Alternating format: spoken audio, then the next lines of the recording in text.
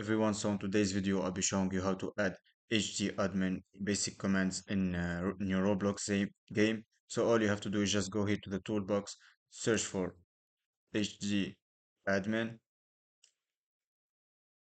choose the first option which is done by 100k people, just drag it here and you will have it here. After that, expand HD admin, search for the settings, click on it, and then you will have your HD admin. So all you have to do is just to modify this file.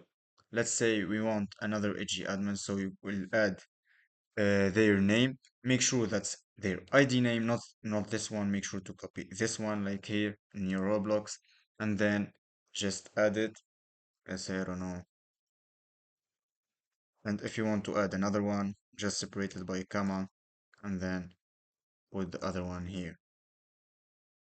As well, if you add another administrator or moderator or VIP, you can modify it here. So and then just click on play and you will have here your HD admin if you are logged out as this person. So that's all. If you like this video, please don't forget to subscribe, hit the like button for more tutorials.